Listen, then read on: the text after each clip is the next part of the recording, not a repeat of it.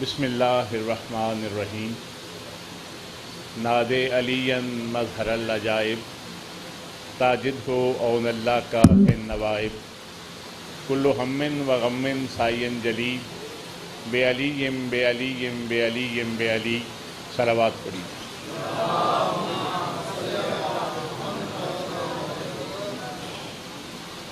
حاضرین محترم، یہ چند منٹ کی حاضری ہے۔ کوئی بساط نہیں، کوئی استطاعت نہیں، کوئی جرأت نہیں کہ مجھ جیسا حقیر یہاں کھڑے ہو کے آپ سے کچھ بات کرے۔ مولا کی بارگاہ سے الفاظ کی کچھ خیرات مانگتے ہیں کہ جو میرا معافی ضمیر ہے وہ آپ تک پہنچا سکوں۔ ہم وہ واحد خوشبخت قوم ہیں کہ جس کے مولا نے دین کے اکمل ہونے کی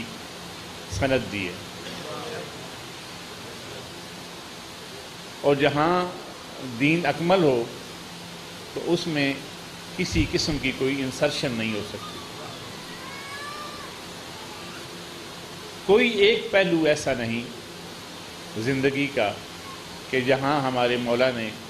ہمیں ہدایات جاری نہ کی ہوں۔ یہ الگ بات ہے کہ امتناع زمانہ نے ایسا کیا کہ احادیث کی ڈھیر ساری کتب انہیں جلا دیا گیا، دریا برد کر دیا گیا تاکہ حقائق آپ تک نہ پہنچے، لیکن یہ کام کرنے والے یہ بھول گئے کہ علی کل شیء قدیر ہے جس نے یہ فرمان جاری کیا ہے، تو وہ محتاج نہیں ہے ہم تک ہدایت پہنچانے کا۔ ہمارے مولا کا فرمان ہے کہ ہمارے قائم کی غیبت سورج کے پیچھے چھپے ہوئے، بادلوں کے پیچھے چھپے ہوئے سورج کی مانند ہے کہ جو نظر نہیں آتا لیکن فائدہ دیتا ہے۔ اس بات کو ذہن میں رکھیے تو پھر سوچئے کہ کتنا بڑا ظلم ہوا خانوادہ توحید کے ساتھ جو اس زمانے سے شروع ہوا اور آج تک وہ جاری ہے۔ لیکن یہ آپ ہمارا یقین ہے کہ وہ قادر مطلق ہیں تو انہیں اس بات سے کچھ فرق نہیں پڑتا۔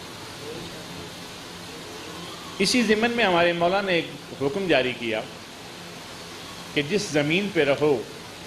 اس زمین سے وفاداری تمہارا جزو ایمان ہے۔ تو اب جو بھی علی ولی اللہ پڑھنے والا ہے وہ تو اس سرزمین سے جہاں وہ رہ رہا ہے، جس مٹی پہ وہ رہ رہا ہے، اس سے غداری کا سوچ بھی نہیں سکتا، کیونکہ جیسے ہی غداری کرے گا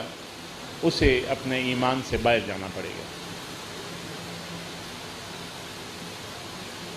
المیہ یہ ہے کہ ہمارے جو صاحبان اقتدار ہیں، خواہ وہ حکومت میں ہوں یا حکومت سے باہر، ہمارا المیہ یہ ہے کہ وہ ان لوگوں کو شیعہ سمجھتے ہیں جو در حقیقت شیعہ نہیں ہیں۔ ان لوگوں نے ایک گیٹ اپ بنا لیا ہے، اس گیٹ اپ کے تحت وہ ہماری نمائندگی کرتے ہیں جبکہ ہم انہیں اپنا نمائندہ تسلیم نہیں کرتے۔ میں مرکز ولایت علی پاکستان کا ادنیٰ ترین کارکن ہونے کی حیثیت سے یہ بات حکومت سندھ تک پہنچانا چاہ رہا ہوں کہ کوئی ایک مرحلہ، کوئی ایک وقت ایسا بتا دیا جائے کہ جب ماتمی جلوس ہو یا مجالس اعزاں ہوں، کسی کو یہ خدشہ ہو کہ جب یہ جلوس ختم ہوگا تو ہمیں تاخت و تاراجی کا سامنا کرنا پڑے گا۔ وہ کیوں نہیں ممکن کہ جو رو ہی کسی لوٹ کو رہے ہیں، جو کسی بربادی کو رو رہے ہیں، وہ کسی کو برباد کیا کریں گے؟ یہی وجہ ہے کہ کلومیٹرز کا لمبا روٹ ہوتا ہے ماتمی جلوس کا۔ اس جلوس کے راستے میں جو گھر ہیں، جو بزنس کے راستے میں جو گھر ہیں، جو بزنس سینٹرز ہیں، انہیں ذرا برابر گمان تک نہیں ہوتا کہ یہاں پہ کوئی اٹھ کے ہماری دکان لوٹ لے گا،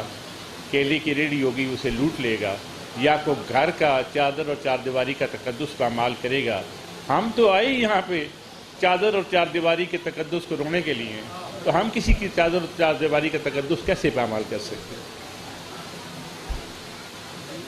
جس المیے کا میں ذکر کرنا چاہ رہا ہوں، جس کے لیے یہ آپ کے چند منٹ لینا چاہ رہا ہوں، وہ یہ ہے کہ مرکز ولایت علی پاکستان سندھ چیپٹر کے صدر ہیں جناب سید علی رضا المعروف جانی شاہ جی، ان کی گرفتاری کے آرڈرز ہو گئے۔ اچھا، لطف کی بات یہ ہے کہ کوئی بات بتائی نہیں گئی، کوئی ان پہ کوئی ایلیگیشن نہیں ہے کہ جی اس بنیاد پہ آپ کو گرفتار کیا جا رہا ہے۔ وہ تو گرفتاری سے ڈرتے نہیں ہیں۔ میری چند منٹ پہلے ان سے بات ہوئی ہے تو وہ کہتے ہیں کہ میں خود چل کے اپنی گرفتاری دینے جاؤں گا۔ وہ خوش نصیب اپنے آپ کو اس لیے سمجھ رہے ہیں کہ انہیں ایک موقع مل رہا ہے کہ مولا سجاد علیہ السلام کی سنت ادا کرنے کا، اپنا اظہار مودت کا ہے، سجدہ مودت ادا کرنے کا۔ سوال یہ ہے کہ اب تو حکومتی ایوانوں میں بھی یہ بات ہو رہی ہے۔ یہ ریسنٹلی جو جناب ریاض حسین پیرزادہ ہیں، انہوں نے ایک بات کی ہے اسمبلی میں کہ دہشت گرد تنظیموں کے ساتھ تو آپ کے مذاکرات ہو رہے ہیں، اور ایسی پرامن قوم جس سے آپ کو کبھی خدشہ نہیں رہا، کبھی کسی قسم کا کوئی خوف نہیں آیا، آپ جتنی بھی انتظامیہ آتی ہے ہم ان کے شکر گزار ہیں، لیکن وہ انتہائی اطمینان کے ساتھ یہاں اپنی ڈیوٹی کرتے ہیں۔ اس کی وجہ یہ ہے کہ انہیں پتہ ہے کہ یہاں جو بچے بیٹھے ہیں ان کی تربیت بھی امن کے ماحول میں ہوئی ہے۔ ہم ظلم کر ہی نہیں سکتے، جب ظلم کریں گے نہیں تو کسی کے امن کو ہم سے کیا خطرہ ہو سکتا ہے۔ لیکن جب حالات ایسے ہو جائیں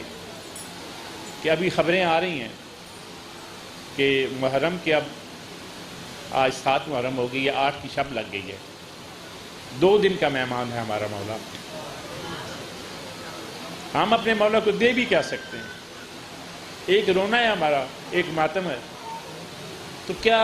رونے کے لیے، ماتم کے لیے بھی ہم اس کے باوجود، حالانکہ یہ بنیادی حق ہے، ہم آپ سے اجازت لیتے ہیں؟ تو ایسے وقت میں کہ جب کسی بارگاہ میں کوئی ذاکر خطاب کر رہا ہو اور صرف 2 مجالس رہ گئی ہوں، اس ذاکر پہ پابندی لگا دی جائے، تو وہاں آنے والے جو عزاداران سید الشہداء ہیں، میں شیعہ مکتبہ فکر سے قطع نظر کر کے یہ بات کر رہا ہوں کہ یہ محبان محمد و آل محمد کا اجتماع ہے، یہاں کوئی تخصیص نہیں ہے، ہر کوئی آ سکتا ہے، لیکن آئے گا وہی کہ جب جسے عقل آ جائے۔ یہاں پہ کوئی عیسائی آئے، کوئی ہے اسے روک دے، کوئی ہندو آئے، اہل سنت تو مسلمان کہلاتے ہیں، تو جو غیر مسلم ہیں ان کے لیے بھی یہ راستے کھلے ہیں۔ تو ایسے مرحلے پہ ایسی قوم کو دیوار سے لگا دیا جائے کہ جو صرف اپنے رونے کی اجازت طلب کر رہی ہے، تو کیا یہ قرین انصاف ہوگا؟ آخر کوئی بات تو بتائی جائے نا۔ مثال کے طور پہ آپ کہتے ہیں کہ جی فلاں بندہ ہمارے گھر نہ آئے، تو کوئی وجہ تو بتائی جائے گی کہ اس نے گستاخی کیا ہے، اس نے جی نقصان کیا ہے، یہ نقصان کرنے کا عادی ہے۔ جب ایسی کوئی بات نہ ہو تو اگر آپ اسی طریقے سے کس کے کہنے پہ کہ جو شیعہ نہیں ہے، ہم جہاں شیعہ بیٹھے ہیں، کیا تعداد ہے مجھے نہیں پتا، اہل سنت بھی بیٹھے ہیں، غیر مسلم بھی بیٹھے ہیں، وہ ہمارے سر ماتھے میں ہیں، ہمارے مولا کے مہمان ہیں، ہمارے لیے قابل قدر ہیں۔ لیکن اگر کوئی شخص مجھے کہے کہ کیا تم شیعہ ہو،